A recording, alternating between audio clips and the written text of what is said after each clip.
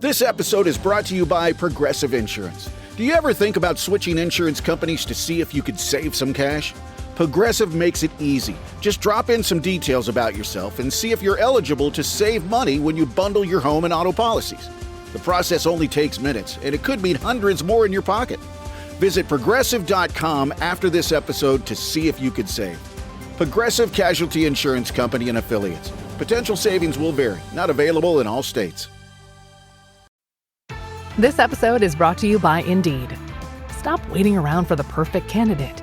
Instead, use Indeed sponsored jobs to find the right people with the right skills fast. It's a simple way to make sure your listing is the first candidates see. According to Indeed data, sponsored jobs have 4 times more applicants than non-sponsored jobs. So go build your dream team today with Indeed. Get a $75 sponsored job credit at Indeed.com/podcast. Terms and conditions apply. Did you guys see what happened Thanksgiving week about Snoop Dogg? Yeah. Snoop Dogg saying he was giving up the smoke. And all of his friends come and he said, please respect my privacy. And then a couple days later, he's like, oh, I'm not giving up smoking. I've given up smoke. We sit around the campfire with my solo stove. And I'm like, are you kidding? Who sold more solo stoves, me or Snoop Dogg? I think it's me. I totally think it's me. Absolutely. You didn't see my post in the basement? I posted that and said, there's no way Joe isn't behind this campaign. I want the cash solo stove. What the hell are they doing? It's ridiculous. Anyway, you know, it's not ridiculous how much ridiculous fun I had this weekend being all safe and happy around my solo stove because of the men and women in our armed forces. That's right. Yeah. Sponsored by Ganja Enterprises. I mean, they clearly haven't done their homework. Like the solo stove, I'm so 1 star, solo stove, 1 star. The product is a 5-star, but their reaction, 1 star. Anyway. Raise your glasses, guys. We can complain about that because we have the freedom to do so because of the men and women in our armed forces. Here's to you, Hoorah! Men and women. On behalf of the men and women at Navy Federal Credit Union and the men and women making podcast in Mom's Basement, giddy up. Can I refill your eggnog for you? Get you something to eat? Drive you out to the middle of nowhere? Leave you for dead? No, I'm doing just fine, Clark. Live from Joe's mom's basement, it's the Stacking Benjamin Show.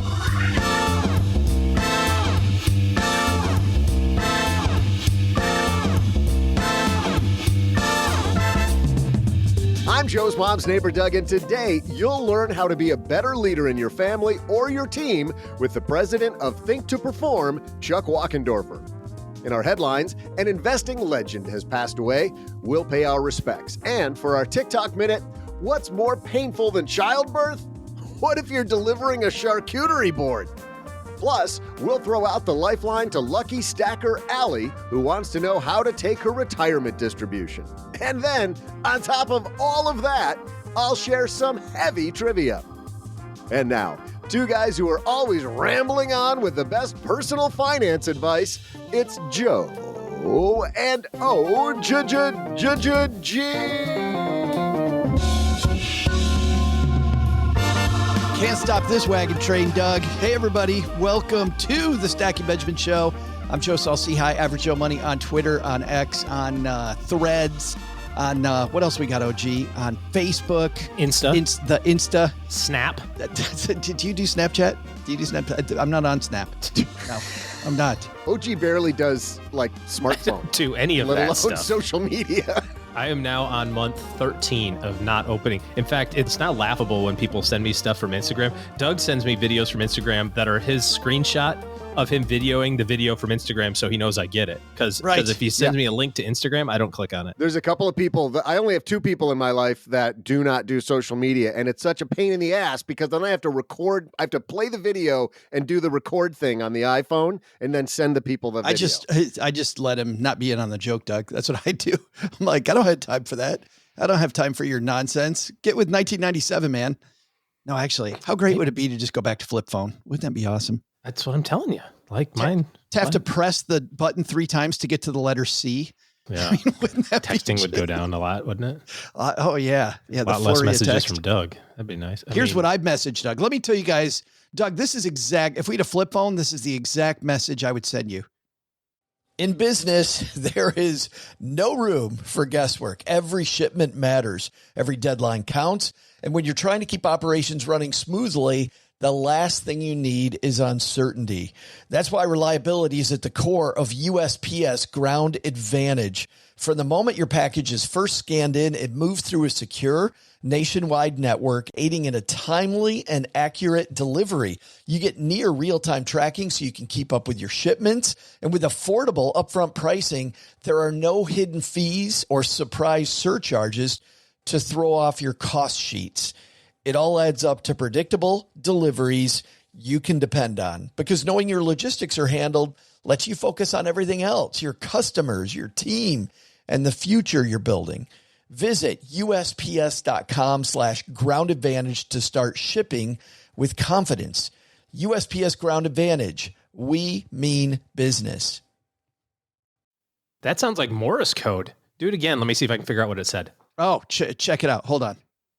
Dell PCs with Intel Inside are built for the moments you plan and the ones you don't. They're for those all-night study sessions, the moment you're working from a cafe and realize every outlet's taken, the times you're deep in your flow and can't be interrupted by an auto update. That's why Dell builds tech that adapts to you. Built with long-lasting batteries so you're not scrambling for an outlet, and built-in intelligence that makes updates around your schedule, not in the middle of it. Find technology built for the way you work at Dell.com/Dell PCs. Built for you. Did you just say Morse code? Like Morris the cat? Yes, Morris. It's 2 S's at the end. Who are you to be complaining, Doug? You said charcuterie. It's cooterie. Charcuterie. It's a cooter. It's right there. That's how it's spelled. Look, I'm the pro here at reading. We got a guy who knows a lot about leadership. We know personally that he knows a lot about leadership. We are both OG people who have worked extensively with this gentleman and saw his incredible leadership. Do you remember his blue tuxedo at the Christmas party? I do. We're talking, of course, about leadership expert Chuck Wachendorfer is going to be joining us. And I got to say, if you're wondering what leadership has to do with money, well, we're going to kind of cover that in the headline, because if you're somebody who wants to earn a lot of money, I think you really need to up your leadership game. If you're somebody leading the house at home, the charge at home, I think there's a lot to do there, because as we talked about before, Stacking Benjamin's a lot more than just about investing. It's definitely a lot about leadership. So all that, but first, man, a headline we never wanted to bring you, but we all know someday this is going to happen. So let's do it. Hello, darlings. And now it's time for your favorite part of the show, our Stacking Benjamin's headlines. This headline comes to you from, I think, every major publication on earth. We'll take ours from CNN because I actually like this story. Charlie Munger's best quotes on investing, life, and everything in between. If you have been in a cave somewhere, or you're OG and doesn't look at social media ever, I read the Wall Street Journal every 3 weeks just to catch up. Billionaire investor Charlie Munger, vice chairman of Berkshire Hathaway, longtime friend of Warren Buffett, died last Tuesday. He was 99 years old, almost made it to 100, OG. Almost. He's actually has a new book that's coming out, I believe, the last week of this year. Posthumously. And I know Charlie was very excited about that book. But OG, this is a big name to lose. You know, I read it obviously in a couple of different places, and we're reading a lot of articles about it, or about, his passing. And one of the things that kept coming up was he was the balance to Warren Buffett's outgoing personality. He got a lot of the credit behind the scenes, and I think Warren Buffett tried to give him lots of credit in public, but of course he wasn't the gregarious personality who ate McDonald's and drank cherry Coke every day and wanted to be on CNBC and host all the stuff. So he wasn't necessarily the guy. But I was reading a story about when they first met, and some of their background and how they had done some investing similarly. And actually, Charlie's investing partnerships had done better than Warren's investing partnerships over the period of time where they were kind of competitors. I don't know if that's a way to put it, but when they weren't working together. And Warren Buffett credits him with kind of changing his philosophy on overall his investing strategy, which was buy anything as long as the price is good. to buy great companies at a fair price as opposed to any company at a great price. And that kind of seems like it changed the trajectory of Berkshire Hathaway as an organization, because prior to them working together, Warren Buffett was like, I'll buy anything if it's cheap. So basically, Warren was like a day trader before Charlie showed up. He was his Wall Street Bets version of Reddit, I guess. I don't know. But he was the only person, maybe on earth, who could look Warren Buffett in the eye and say, Warren, you're not thinking about this correctly. Yeah. Like, there is nobody else on earth, I think, that could look at Warren Buffett. Well, a lot of people could say it, but he's the one person. Yeah. He's the one person that Warren would actually listen to if he said it. Yeah. There are some cool stories in there. I've got Warren Buffett's biography. It's like 7,000 pages, and I have read 0 pages of it, but I bet you there's a lot of good stuff in there about that. It might crack that this holiday season just for. Well, it's definitely a great time to do that, because Charlie Munger's forgot more about investing than many people even know. Charlie, in the last few years, of course, I think we're coming down off the big crypto boom now. I really feel like that's settling in. I don't know what to say about the crypto boom, but when they asked Charlie his opinion of crypto on CNBC, he got some pushback. And then over and over, he would come back with quotes like this. This is Charlie Munger on CNBC. I don't think there are good arguments against my position. I think the people that oppose my position are idiots. And so I don't think there is a rational argument against my position. This is an incredible thing. Naturally, people like to run gambling casinos where other people lose. And the people who invented this crypto crapo, which is my name for it, sometimes I call it crypto crapo, and sometimes I call it, crypto. Whoa. And it's just ridiculous that anybody would buy this stuff. Crypto crapo. To be fair, it is up 130% over the last year, but you had to take it on the chin to get the plus 130, in the last 12 months. But that's right. I know crypto there was crapo. I'm gonna hang on to that one. I like the long pause. Doug, we asked our stackers in Mom's Basement, which is our Facebook group, about this, and I know they had some stuff to say. Yeah, we got a number of responses there. Tom Arnberg said, his favorite quote was, "In my whole life, I have known no wiser people over a broad subject matter area who didn't read all the time. None. Zero. You'd be amazed at how much Warren reads and at how much I read. My children laugh at me. They think I'm a book with a couple of legs sticking out." But so it sounds like Tom really took Charlie's advice literally, and he reads all of the time. I think it's so important. I think it is so important. I know both of you guys read all the time. Yeah, do. Definitely do. I don't think OG can get anywhere without working on sharpening the saw. You got to keep sharpening that saw. Yeah, I've gone through the whole Richie Rich catalog, and I'm circling back around and starting over again, and I'm also layering in some Archie and the gang as well. So it's really, you can get so much from those. Dan Anderson posted, this one is paraphrased, but was similar to, he would rather hire a person with 150 IQ who thinks it's really 130 than a person with 150 IQ who thinks it's really 170. That's absolutely fabulous. I love a little humility. Oh, absolutely. Well, and I love this. We talked about last week, guys, about this rat race where we think that if we just have a little more money, like if we just make a little more, if we just have a little more, if we just get a little more, that we're going to be better off. This was Charlie's take on all that, which this is a riff on my favorite quote from Charlie, which he talked about this topic quite a bit. The world is not driven by greed. It's driven by envy. So the fact that everybody's 5 times better off than they used to be, they take it for granted. All they think about is somebody else having more now, and it's not fair that he should have it and they don't. That's the reason that God came down and told Moses that you couldn't envy your neighbor's wife or even his donkey. And so it's built into the nature of things.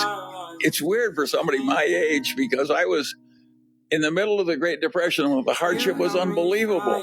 I was safer walking around Omaha in the evening than I am in my own neighborhood in Los Angeles after all this great wealth and so forth. One thing I hate about trying to get audio off a TikTok video is it comes with its music soundtrack as well. But I think Munger there, OG, pointing out something. It doesn't matter how much you have. If your neighbor has more and you're always looking at what your neighbor's got, you're always like, ooh, look at that shiny thing. Yeah. Well, and that's really the biggest risk with everything is the comparison tool, because there's always, literally, unless you're Warren Buffett or Charlie Munger or Elon Musk or Bezos, right? Like there's always somebody that has more. And the way OG fights that, Joe, is he's just the neighbor that has all of the stuff. And then he doesn't have to worry about the struggle is people. real. The struggle is real. I know the great way to not be envious of anybody else if I already own it. You know what's funny though is that I even noticed this in an article a couple of weeks ago, or maybe over the Thanksgiving break, where people were poo-pooing Bill Gates because he had sold some of his Microsoft stock. Obviously he's sold some over the years, right? He's, diversified his investments and whatnot. And people are like, oh, what a loser. If he'd just hold on to it, he'd be $1 trillion right now. It's like even Bill Gates, who at one point in time, I imagine was the richest guy in the world and now is in the top, 20 probably, or some significantly high number. There's still articles going, yeah, he sucks. He sucks, man. It's like, what? He could have been number 18 if he just stayed focused. What a loser. He had sold some of his stuff and bought a house. What a dork. I think still, though, OG, the point that you can, stack Benjamins or stack stuff just because your neighbor owns it is a nice lesson. Yep. Yeah. I don't know how do you transition to the TikTok minute off of Charlie Munger passing away? Well, do you have a favorite quote? Joe, did you already? Well, my favorite is on that topic of envy. I wanted to play that because that is definitely my favorite. He said it very succinctly. I put it in the Facebook group in the basement, the exact quote that I have, but it was really, Doug, you've got it, I think, right in front of you. It's pretty much a riff on what we talked about. Yeah, right. My favorite, maybe you could say it is in that same category of, how do you handle or prevent yourself from getting envious. And my favorite is when he said, it's okay, Grandpa. I bet those golden tickets make the chocolate taste terrible. That was my favorite one. Oh, that's good. There's so many great Mungerisms. You can join our Facebook group if you're in there. Please add yours. I think it's a nice fitting tribute that we've got going on there. And man, we're going to miss Charlie Munger. I feel like, guys, that type of common sense thinking that Charlie had, I think we need a lot more of that. I agree. So back to how the hell do I transition to the TikTok? It's super easy. Just don't do transitional material. Oh. Doug knows that I don't do it. You just go, and now it's time for our TikTok minute, the time when we take a look at some incredible, or maybe air quotes incredible, creator on TikTok. And we ask the question, is this brilliant or is it air quotes brilliant? Doug, we'll ask you today. You think we're going to get some brilliance or some air quotes brilliance? No, brilliant. This is, yeah. Well, this 170 level IQ. Every once in a while, we find one that's very much like a TikTok, but someplace else. Tina on our team, who does an amazing job curating our videos for YouTube and for social media. Tina found this as a Facebook reel. Find everything you need today? Yeah. Great. Okay. Oh, God. No. Everything okay, ma'am? It's just that you've only scanned a few items and it's already $60. I'm so scared. Okay, I'm a trained professional, ma'am. I've scanned a lot of groceries. I need you to stay with me. It's just that my in-laws are in town and they want a charcuterie board. This isn't going to be easy, so I need you to be brave, all right? What's your name? Patricia. Trisha, all right. I need you to take a deep breath. We're about to do the cheese. Oh, my God. The numbers are going up so fast. Why do we have to be at Balderson's house? Don't look up there. It only makes it worse. Keep your eyes on me, okay? Can't you just scan something less expensive? I can, but let's not forget, it's the little things that add up, all right? Now brace yourself. I'm about to do the mixed nuts. Oh, my God. I'm going to pass out. Okay, bite down on this, Patricia. Get ready. I'm going to do the cured meats. No, stop. I can't do this anymore. It's too late. There's a line behind you, okay? You're locked in. I'm not strong enough. I know it looks like a lot right now, but I promise you, you're going to get home and you're going to wonder, what did I even buy? You've got this, Patricia. Get ready. I'm going to weigh the grapes. Oh, what have you done to me, you son of a... Okay, your total's $257.84. Oh, no. You got to dig deep. This is the hardest part. Patricia, it's time to pay.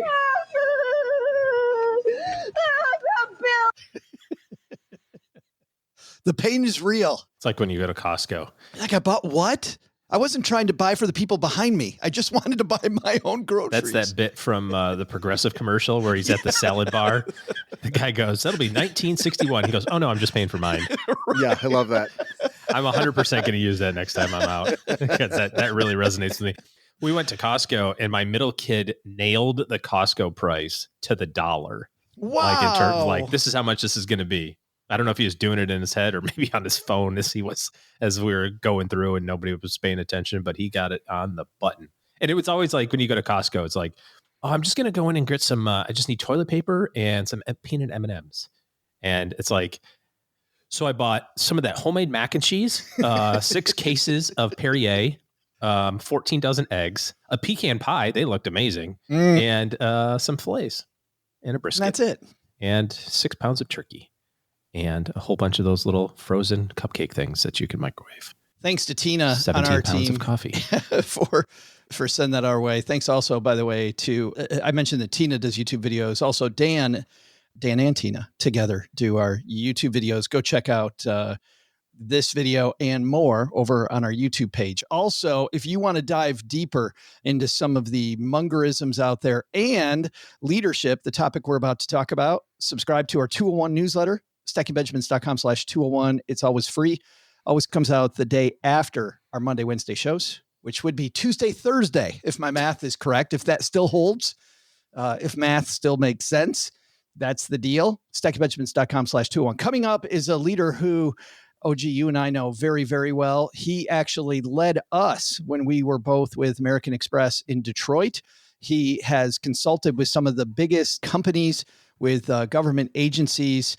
Some of the best and brightest have learned from our next guest. Chuck Wachendorfer is joining us. And on top of all that, OG, he's got a name that's fun to say, Wachendorfer. That is kind of cool. It sounds like you're still angling to get a raise from this guy. You've just pumped him up so much. Well, if he's... You want a promotion too? If he's on the show, I mean, on Mondays and Wednesdays, we want to bring it. And I got to tell you something that I dislike, Doug. I dislike when people like, oh, I'd like to introduce you to my next guest, my neighbor. And I'm like, I don't care what your neighbor thinks about this. Like, we got to curate top people for our stackers. And man, it was a privilege to work with this guy. And I'm super happy that we have him on. So yeah, I want to tell you why. It's not just that we got to work with him and see it firsthand. I think hopefully he's going to mentor people pretty damn well. Okay, so back off, pal. Back off. Okay, fine. I'm not giving you a raise.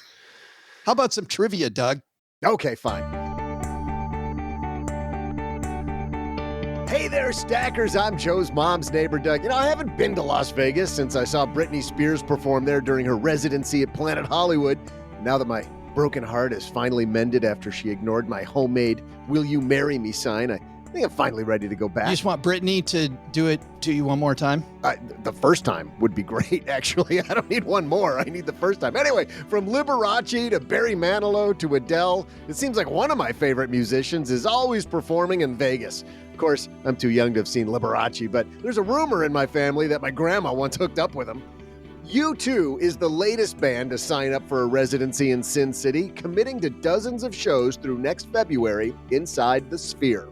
That might not sound like very many shows for such a legendary band, but they've been together with the original lineup since 1978. That's 45 years of working and traveling together, more than 20 times the length of my longest relationship. I bet the Edge never complained when Bono left his dirty socks in the living room, did he, OG? Or when he accidentally left the hose running overnight, did he, Ma? Yeah, he doesn't complain about that. That's how they stay. Anyway, which is exactly why they've lasted longer than any other rock band in history and why I'm packing my bag right after I record this question. Speaking of, today's trivia question is, on today's date in 1980, what band climbed the proverbial stairway to heaven? I'll be back right after I find my old band's cassette demo. You're listening to this podcast, so I know you've got a curious mind. Here's a helpful fact you may not know yet. Drivers who switch and save with Progressive save over $900 on average. Pop over to Progressive.com, answer some questions, and you'll get a quick quote with discounts that are easy to come by. In fact, 99% of their auto customers earn at least one discount. Visit Progressive.com and see if you can enjoy a little cash back. Progressive Casualty Insurance Company and Affiliates. National average 12-month savings of $946 by new customers surveyed who saved with Progressive between June 2024 and May 2025. Potential savings will vary. You didn't start a business just to keep the lights on. You're here to sell more today than yesterday. You're here to win. Lucky for you, Shopify built the best converting checkout on the planet. Like the just one tapping, ridiculously fast acting, sky-high sales stacking, champion of checkouts. That's the good stuff right there.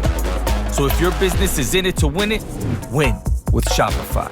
Start your free trial today at shopify.com/win.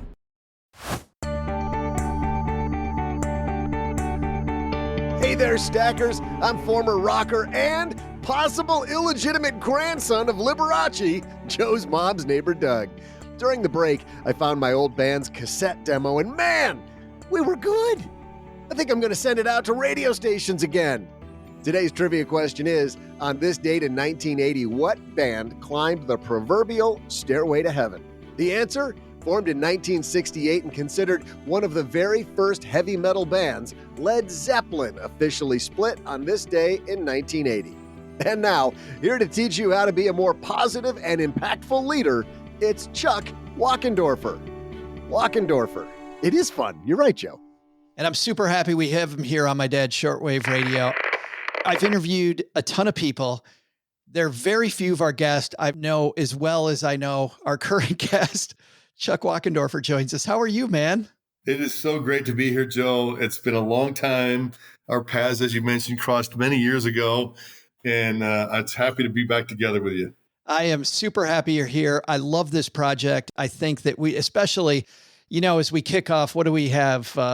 Maybe 40-something weeks until this election, like leadership and truthfulness and integrity, I think, are on everybody's mind right now. Absolutely. We started writing this book probably in 2018. And our basic premise, Joe, is everybody's a leader. And we say that because, first of all, we're influenced by what we read, what we watch, who we hang out with. And most of our behavior is observable by other people. So we're both influenced by who we hang out with and what we read, but we're also influencing. And leadership at its fundamental level is about influence. And so in 2018, Doug and I, my co-author, Doug Lennick, and I were talking about what was going on in the world at the time. This is obviously before COVID, but we were lamenting, like a lot of the bigger issues in life, in the world, frankly, that a lot of people were waiting for somebody else to fix. You and I were at American Express, the same place where you begin this project. We were both in Detroit. I remember the day of the World Trade Center bombing, which is the first story that you tell. Mm-hmm. And I remember, Chuck, usually I was at work fairly early. I'd go to the office fairly early. But on this day, it was my job to drop off my kids at school. So it was maybe 9:15. I'm rolling in the back stairs at my office in Troy, Michigan. And a guy who another financial planner named Glenn Cooper, Glenn comes down the back stairs, Chuck, and he says, another plane hit the other building. And I said, another what? Like what are you talking about? I had no idea any of that was happening. Do you remember where you were when the planes hit the World Trade Center? I was at an Einstein's walking in. I was getting ready to fly. I mean, it's crazy. I mean, I'm sure all your listeners have the same kind of, I know where I was when this happened. And so I was walking into Einstein's and it kind of had a similar thing. Guy walks past me out the thing and he goes, I can't believe a plane just hit the World Trade Center. I was like, what? And as we're walking in, they had a TV on and it was probably about 9:15. All of a sudden, I see a second plane fly into the second World Trade Center. I turned to my wife and I said, that's not an accident. Well, and I thought when Glenn said it to me, Chuck, I thought it was a Cessna. You know what I mean? I thought it was I had no idea the magnitude of what was going on. You and I then had a front row seat to seeing a leader who has been known, and I think rightfully so myself, a guy named Ken Chenault at American Express, try to navigate this company, which, by the way, the American Express building right there in New York. Tell us the story of Ken Chenault dealing with an organization and stepping up in leadership during that time. Well, there was so many things you can imagine impacted American Express's business at the time. Not only did they lose employees, not only did they lose their world headquarters, but their entire business model was affected because travel was shut down. If you remember, the stock market was closed for 5 days after that. But the first 3 days after they opened the market, stocks fell like a rock. So he's losing value in the company. He's losing employees. He's losing his headquarters. His business is being affected because nobody's traveling. And here this guy has the wherewithal to bring people together in Madison Square Garden. And I forget, it was like 5,000, 6,000 people that were traumatized, as we all were, but specifically this group of people, to talk about like what they can focus on, how they can begin to fix it, how they can see hope and optimism through this situation. I think it's a fantastic leadership story. Yeah, the fact that he, with all this stuff going on in a deteriorating business at the time, to lead with compassion, I felt like he put all that on the back burner and made it, what can I control and how much compassion can I have for these people? Absolutely. And we all get stuck. Things happen in life. Bad stuff happens to good people. And a leader's responsibility, or part of a leader's responsibility, is to help people get unstuck. So whether it's my family, my school, my company, my neighborhood, whatever, part of what a leader does is to help people get unstuck is demonstrate empathy. And empathy, I think, is most underappreciated by leaders. Empathy is about recognizing how someone's feeling. It's not sympathy. Sympathy is I feel what you feel. Empathy is I recognize what you feel. And if I recognize you're emotional, you're upset, you're overwhelmed, you're frustrated, you're angry, then I can say, Joe, tell me more about that. We can talk about it. We can deal with it. And that's what Ken did. One of my favorite plot lines, by the way, from just popular TV is when a leader totally misses out on empathy. Chuck, I was watching Mythic Quest last night, it's a hilarious romp on Apple TV. But the leader she's showing off her Porsche to this woman who makes far less money than she does. And you could see the total disconnect and the person actually getting angry that the leader's showing off this perk. You make the point very early, though. It doesn't have to be the leader of American Express. You don't have to lead the free world. You talk about Ruth Bader Ginsburg, some of these big iconic people. But Chuck, you also talk about people who are much more people we've never heard of. And I'd love for you to tell a couple of these stories. I'd love for you to tell us about a guy named Danny Bavaria, if you don't mind. Yeah, Danny Bavaria was a guy who fought in World War II, came home and wanted to make a difference in his community in Pennsylvania, and started a league for women's basketball, like junior high and high school. And he focused on not necessarily getting everybody prepared to play in college or the Olympics. I mean, unfortunately, I think a lot of kids sports in the United States, everybody thinks their kids going to the Olympics. And not that he didn't want to help girls get better at basketball, but he was about helping them improve as people. And not necessarily, if they played college basketball, that was great. But he, instead of taking people's money, as many kids sports do, you're going to be on a travel team, a club team, because we're going to get you to the next level. He was all about like making sure they were good people. They were great players. They were well-rounded. And he wanted to make an impact in his community. So we interviewed Olympic coaches, polar explorers, people like Danny, everyday normal people that focused on what they could do. Instead of waiting for somebody else to fix it, what can I do in my own life, in my own community to make that positive difference? And that's really what the world needs more of today. A lot of times I feel like we think that we're not close enough to the event, right? You see these people that step up after an event. So you talked about Ken Chenault being right there in New York. So of course he's right there and his people are right there. So he has to. But you guys even talk about that at the beginning before I want to get into the tactics in a second, but I think this is even a big point. A woman named Kristen Prodko, not involved at all with some of the shootings that have happened, but these deeply affected her. And she just decides she's out in the middle of somewhere else, Chuck, and just decides, you know what? It's my time. Talk about that. Yeah, it's what can I do to make a difference? And Kristen took a stance on gun control and impacting her community there to say, I can't maybe change laws. I can't necessarily influence Congress in my job, but what can I do? And I think that's the question we want people to be aware of is instead of waiting, what can I do in my little community, to make a positive difference? There's 7 billion people on the planet. If we had a third of them thinking about what can I do every single day to make a positive difference? One of my favorite books out recently is a book called Atomic Habits by James Clear. And it's all about stopping bad habits and starting good ones. And one of the principles he leaves people with is getting 1% better. Could I get 1% better today than I was yesterday? Maybe I can't do 50 push-ups, but I could do one. Maybe I can't change gun control, or I can't change the economy. I'm not the president of the United States, but could I demonstrate an act of kindness today to help somebody? And that's the ripple effect we're trying to talk about. And the 8 essentials aim to be your ideal self, right? None of us is perfect, but aiming to be my ideal self. Most of us want to be our ideal self more often, but it begins with me knowing my values. Because if I live my values more often, I'm making that positive impact in my life and the lives of those around us. Knowing my real self. None of us is perfect. The point is not perfection. It's about progress. So if I know who I hope to be ideally, and I pay attention to who I am really, I can begin to close that gap. We're going to make mistakes, but could I make less mistakes? Could I correct those mistakes a little faster? Could I be a more positive influence? We think the answer to those questions is yes.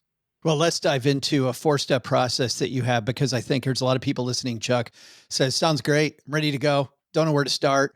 You don't start where I thought you'd start. You start with self-awareness first, being aware of yourself. Why do you start there? Well, because in order to be more effective with other people, this is what we call the leadership logic chain. There's 4 steps to it. The leadership logic chain is, if I want to be more effective with other people, I got to do the best job of managing my own behavior. Managing my own behavior begins with me making better choices.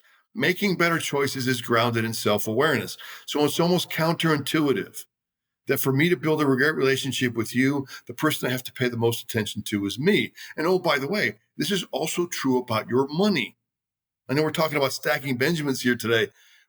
87% of portfolio growth, not portfolio performance, 87% of portfolio growth is saving and investing behavior.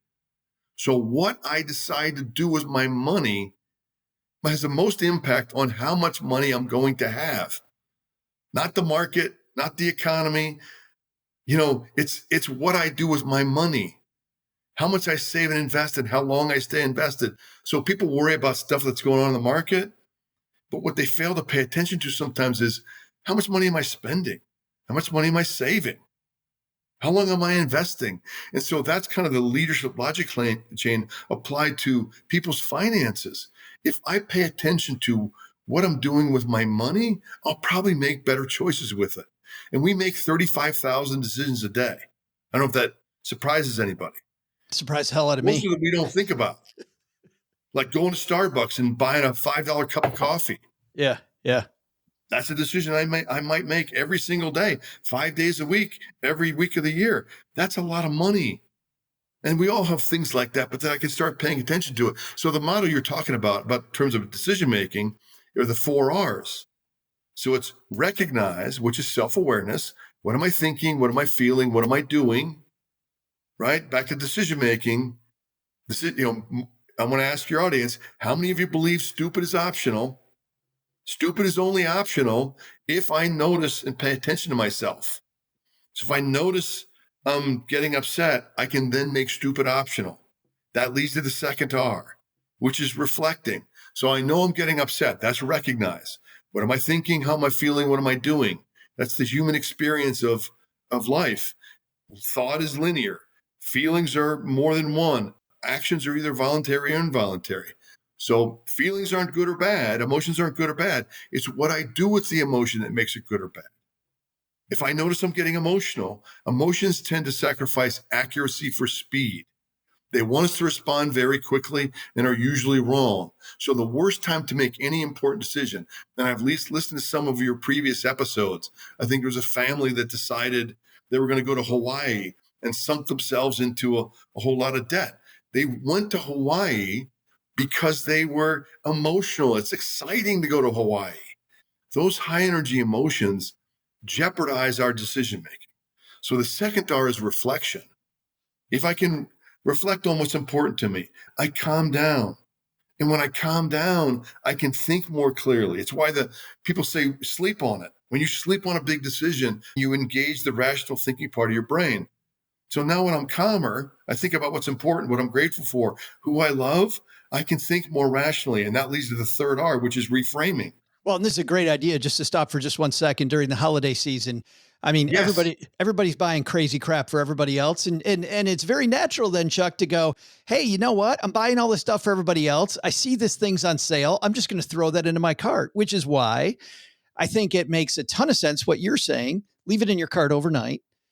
Look at it the next day and go, come on, I need my rational brain attached, not just the, oh my God, that thing's on sale and I can buy myself some fun here this holiday season. This is an important tool to use right now, right? We had a discussion. I was with a bunch of friends over the weekend, and somebody asked the question, what was your favorite gift as a kid growing up? And here's the interesting thing. There's probably 5 or 6 of us. Nobody could remember. So to put gift giving in perspective, I'm not saying don't give a gift. I'm saying don't risk your financial future for a gift that maybe 10 or 20 years ago, they might not remember. And so that leads to the third R, which is reframing. Now when I'm logical and calm, I can think about, well, I don't have to spend that much money to impress somebody on the gift I'm going to give them that I really can't afford. Maybe there are other options here. Maybe it's an act of kindness or an act of service. Maybe it's a less expensive gift to not jeopardize myself financially. That's reframing. We're exploring the options, evaluating the trade-offs, but you can only do that when you're in the right state of mind, when you're calm and less emotional. And I know Amazon and all kinds of stuff will send us alerts. There's things in your cart, Joe. Yeah. That stuff's getting way, if you don't buy it now, it's not going to make it there by Christmas or Hanukkah or whatever. Well, Chuck, and part of that reframing for me was, and I think this is good advice for everybody, I turned off my alerts. Sometimes it drives my wife crazy because when I turn them all off, and then I have to check my phone. But man, when there were alerts on my phone, it was always somebody selling me something, like consistently selling me. And I wouldn't even think I needed it, Chuck, until somebody said, hey, guess what? Guess what? It's on sale today. Believe it or not. Yeah. It's not how much money you make. It's how you spend it. When we were financial advisors, I remember I started my career in Dallas, and we used to say the competition in Dallas were not the other financial advisors in town. It was the car dealerships, the shopping malls, the furniture galleries, all the stuff that we think we need, in air quotes, can't live without, and then you can't even remember it. Why did I buy that? It's about how much money you spend and how much you can save and invest. That's stuff that's in our control. I want to remind everybody before you give us the fourth R, Chuck, this is a conversation, guys, that we're having about leadership and the fact that leadership begins with you. And Chuck and I have spent so much time talking about it beginning with you. It's very difficult to lead others unless you begin to lead yourself. And I think for a lot of us, Chuck, is this big aha that maybe we need. Yeah, leadership begins at home. That's what we like to say. And so if I don't lead myself well, and think about people in your own life, people have poor relationships, don't do a good job with their money, don't have any money. It's usually because they don't manage themselves very well. And so we begin with self-leadership. If I do a good job of managing myself, then my influence with my money and with other people will grow. And that's what the 8 essentials focus on, is what can I specifically do? We wanted this book to be a workbook, a book that people can use. So there's tools in there. There's exercises. It's not theoretical. It's not, big picture. We drill it down to behaviors. If I want my life to be different tomorrow, it begins with knowing what behaviors I have to change today. And that leads to the fourth R, which is responding.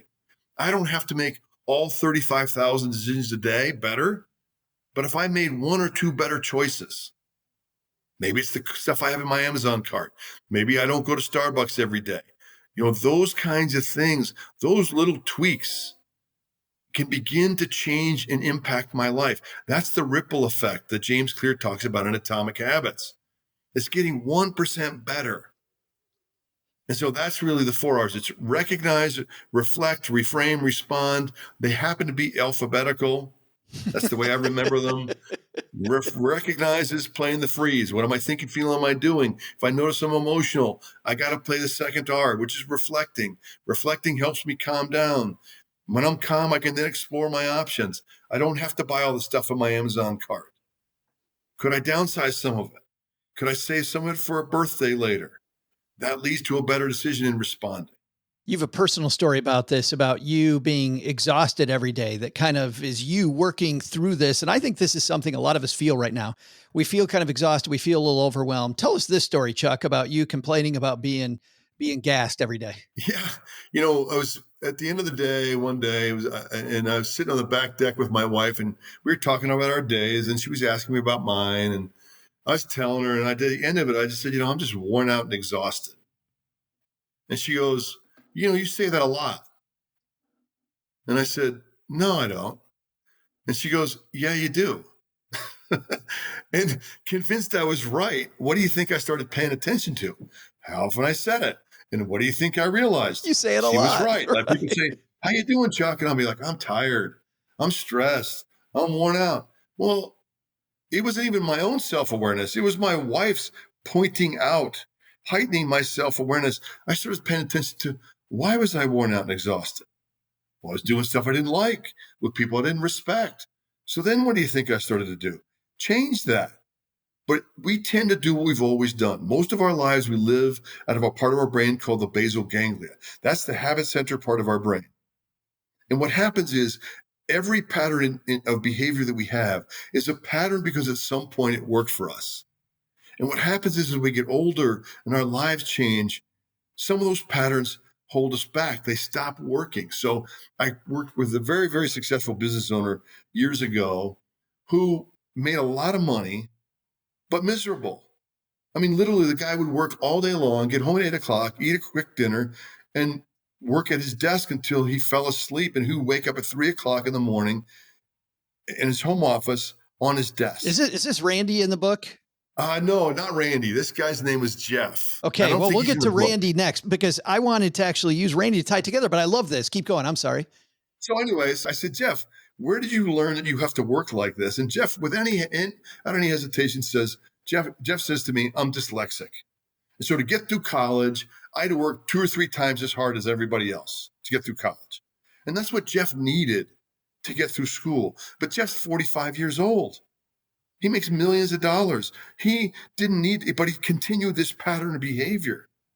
And he was miserable. He was lonely. He had no relationships, no family, only work. But that was a pattern he started in his 20s. Randy was the same way, also a successful guy.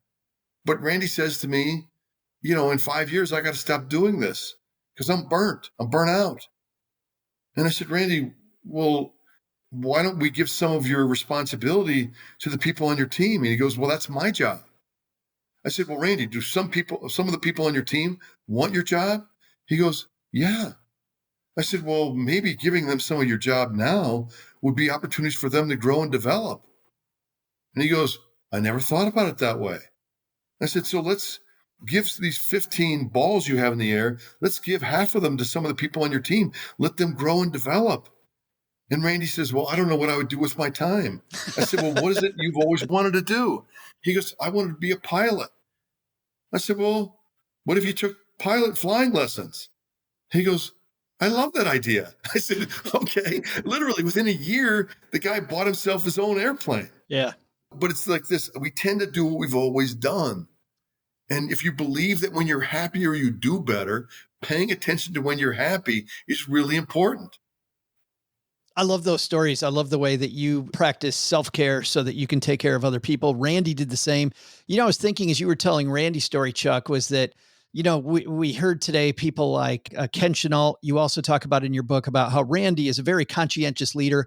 People love working for him. He doesn't want to give stuff to people because he's so worried that he's pushing his task off on them that he does more himself, which makes him the type of person people want to work with. He's going to carry his load.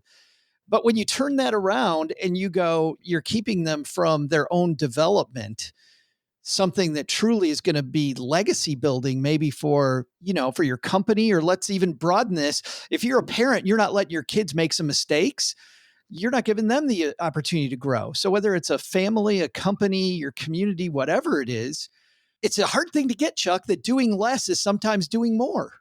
Yeah, the question is, am I helping people or hurting people? Am I holding them back, or am I helping them grow and develop? In order to grow and develop, we have to get uncomfortable. Most of us perceive comfort over discomfort. I get that. But when we pursue comfort all the time, we stop growing. And not only do we stop growing, so do the people around us. And so I have to be willing to get out of my comfort zone. In Randy's story, he was willing to get out of his comfort zone. He didn't know what to do with his free time. That was what was holding him back. He didn't want to impose on other people. But when he changed his perspective, when he changed what he thought about, back to reframing, when he saw that holding all these tasks not only made his own life miserable, but he denied growth opportunities for the people on his team. It was like a big shift. He's like, okay, I got it. And now the guy, because that was when Randy and I were talking, Randy was in his late 40s. Randy's he's got a much longer runway because he's enjoying his life. Being selfish isn't a bad thing. But to what you said earlier, if I don't do a good job of taking care of myself, I can't take care of other people. Not long term, I can't. The book is Don't Wait for Someone Else to Fix It, 8 Essentials to Enhance Your Leadership Impact at Work, Home, and Anywhere Else That Needs You.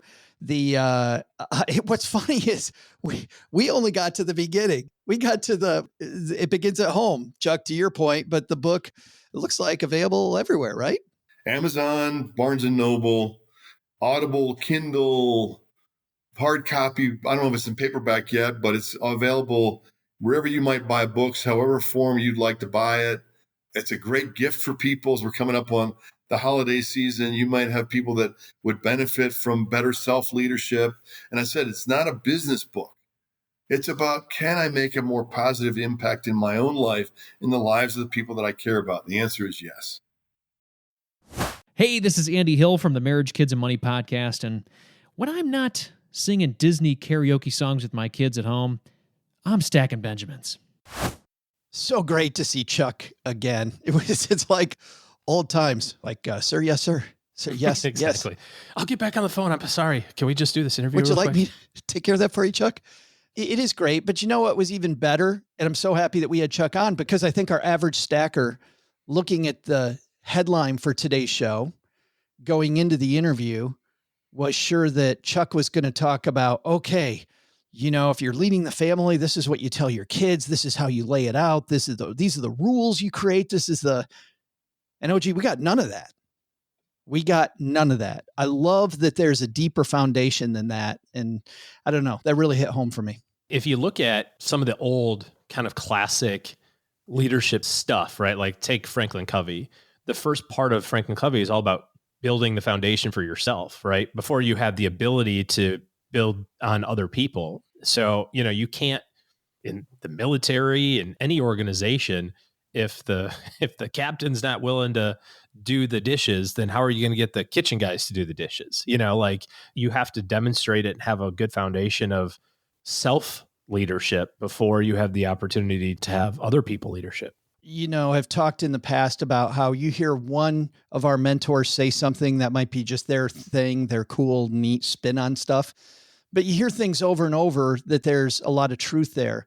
And the story that he told about Randy, and Randy wanting to make sure he picked up his load and always do his part so that his team saw him do his part, and Chuck telling him, hey, Randy, if you're feeling burnout, you need to delegate stuff to these people. You're holding people back by doing more. That's the same type of training that we've been getting at Strategic Coach. Like, there's the paradox of leadership is sometimes less is a hell of a lot more, because you actually get out of the way and let people do their thing. Just let people do their thing. Yeah, and that's grow. 100% right. Not only do what they're good at, but also then grow and get better. So you don't have to do it anymore. But it's that ability to restrain yourself, to not say, I can do this better and faster, so I'm just going to do it. That's the challenge, I think, of being a great leader. Yeah, Doug's right. Doug's right. And what's interesting is that in your organization, whether it's, your family, like you were talking about earlier, or, your entrepreneur organization, whatever it is, the people around you want to do that stuff. They want more responsibility. They want to have career growth and skill growth and all that sort of stuff too. And the only way that you're going to be able to grow is by getting rid of the stuff that is limiting you and giving them, it's like this waterfall effect of, in order to find the time to move to the next level for yourself or for your organization, you have to find ways to get rid of the stuff that you're already doing so you can do more things. There's just not more time in the day to be able to do it. Yeah. That's actually that's another great point, is then that will give you time to get better. But more importantly, Steve, I think probably the biggest thing that OG just said there, maybe in the history of the show, was Doug's right. So can you just make a clip of that, and can we have that available to play numerous times throughout future episodes? Just, yeah, Doug, he said it twice actually. Yeah, Doug's right.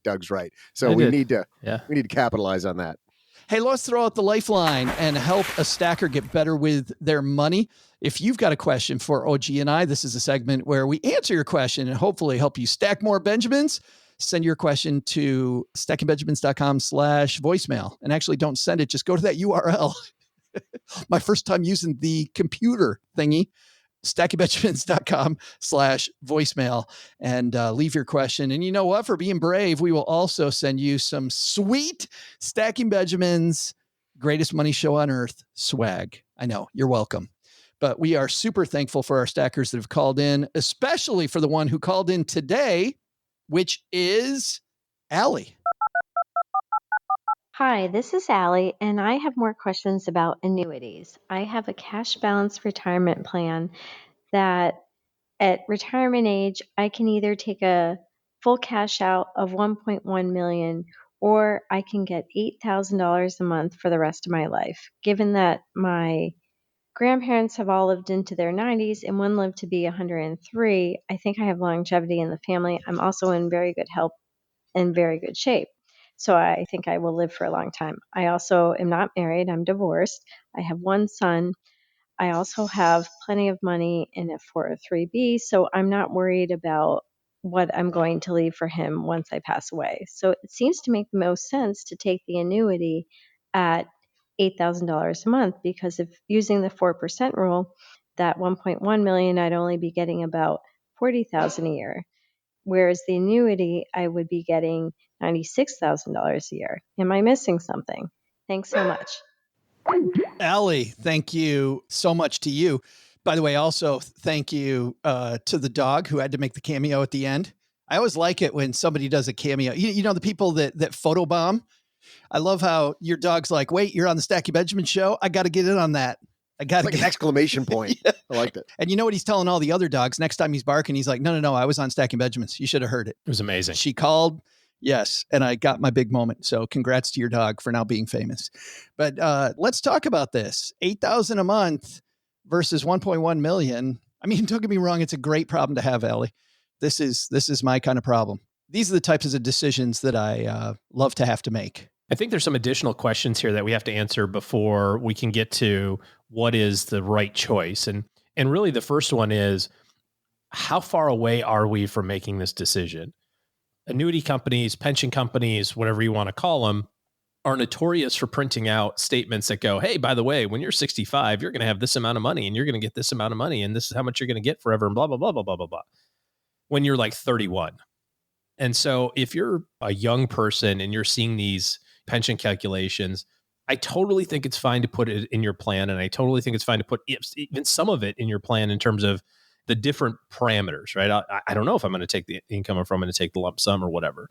But we have to recognize that the lump sum is going to be largely determined based on what interest rates are when you go to retire. So if you're going to retire tomorrow and these are the numbers that you've been given and, hey, these are the facts of the case as of today, then we've got a different way to think about this, I think, than, hey, I'm 45 or I'm 35 or I'm 55 and I've got 10 or 20 or 30 years and this is what the projections are telling me. Because they're projecting it based on today's interest rates when we don't know what the interest rates are going to be. And basically, the lower the interest rate, the higher the lump sum is going to be. So we're in a pretty high-ish interest rate environment right now, relative to, recent experience. So if you're seeing, 1.1 million based on today's interest rates, And this may be a decision 10 years from now. You may have a totally different number based on, what interest rates are going to be in the future, which you obviously don't know. The calculation from the pension, the payout, is usually pretty accurate because it's like literally like, we're just going to assume this is your pay raise, and here's what you're going to get, your top three and multiply it out. And it's just a big math problem. But the lump sum is really largely determined by interest rates. So that's going to be question number one. The other question that I have around the annuity payout is, what is that income stream going to do over time? So let's say that you're 60 years old today or 65 and you're like, I think I'm going to live 30 more years. At least that's what I got to plan, which I would agree, 30, 35 years. Is that $8,000 going to be flat for the next 30 years? Because that's the equivalent of losing well over half, even more than half of your purchasing power to inflation, even at regular inflation rates. So we can look at price of milk, gas, groceries, cheese, travel, whatever, and see that over time, those prices increase. Today, you've got this $8,000 income, and maybe you don't need all $8,000. But in the future, as prices rise, that $8,000 may get surpassed by the cost of living, and you've got a flat income stream that doesn't rise with inflation. So I'd be concerned about the inflation protection, if there is any. And maybe there is, because some pensions have that, depending on where your organization is structured, how it's structured. When you look at it purely on a math standpoint and you go, well, $8,000 a month is greater than $4,000 a month, so therefore the $8,000 a month is better, I think you're missing out on, the realisticness of, is that a word, realisticness? Realism? I don't know. Be realisticness. I think I put B on the front of it. Right. Yes. Be realisticness. There it is. Of the trajectory of life. And I'm concerned that in my experience, you take the high income and you go, oh, I've got $100,000 a year to live on and life is good. And now 10 years from now, it's like, I've got $100,000 to live on and it's a little snug. And 20 years from now, it's like, I have $100,000 to live on and that's not even close to enough. And 30 years from now, I need to start writing big checks for medical expenses or long-term care costs or something like that. And I don't have any extra because I've got this stream of income that's flat. Other considerations to think about are, what happens if you pass away? So you go to get your first check out of the mailbox and you get hit by the mail truck. You had this $1 million asset that's been converted into $8,000 income stream and nobody cashes the first check, right? So you want to look and see what benefits are able to be transferred to your kid, should you want to do that. And then the other piece of this is, and you kind of alluded to it, is the outside assets that are available besides this. So I think Allie said, hey, I've got a 403B, so I've got some money outside there too. If you've got pension and 403B and Social Security and, an investment property, and you've got all these different streams of income, I think that that's really what you're trying to solve for is, can I create a stream of income over my lifetime that is going to allow me to live the life that I want to live? In that case, sometimes having that guaranteed pension money, a little bit of guaranteed Social Security money, and you can say, all right, I'm going to live on this for the next 10 years while my retirement account grows. And that retirement account money is then used to offset the rising inflation costs in 15 years from now. So there's a lot of different ways to structure it. And this is where I think having, a really well thought out retirement income plan is super important. People who are really great savers, it's hard to kind of turn that around and go, well, now how do I turn this all into a paycheck to me? Like, I'm used to going to work and I get a paycheck and I save some and, all goes into this big bucket and I got all tons of money. But now how do I take all these different income streams and turn it into a paycheck back to me for the next 30 or 40 years?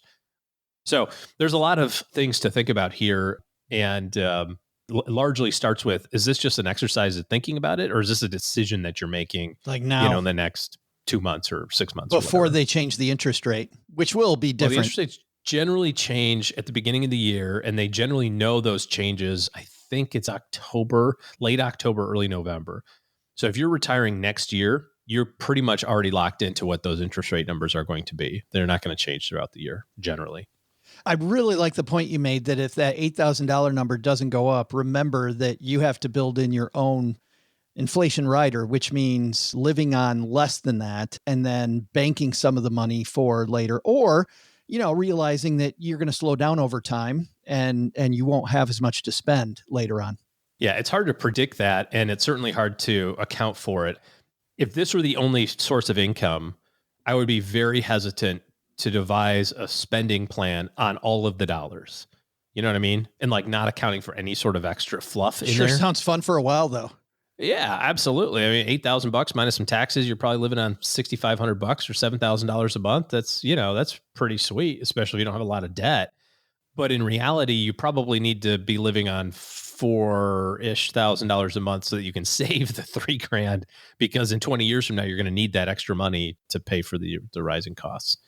You just have to model this out and you'll see what the impact of it is over time. Allie, thanks for the question. And OG, thanks for the fantastic answer. This is Allie asked about annuities and then immediately went into pensions. And that's because at its heart, an annuity is a pension. And I think a lot of people, OG, don't know that. They're like, oh, I love a pension, but I hate annuities. At their base, they're the same damn thing. Yep, exactly. Yeah. If you've got a question for us, you can be just like Allie and Allie's now famous dog and leave us a question. stackingbenjamins.com/voicemail gets you there. Hey, time to transition into our last segment of this show. We call this the back porch, where we hang out, and we always start that off by talking about the community calendar. And Doug, we've got some fun happening this week. Yeah, so are you saying it's finally time we can go out in the back porch and have a cocktail, even though we just got done toasting with coffee mugs? Apparently OG is already 3 coffee mugs into his cocktail. Right. Who knew?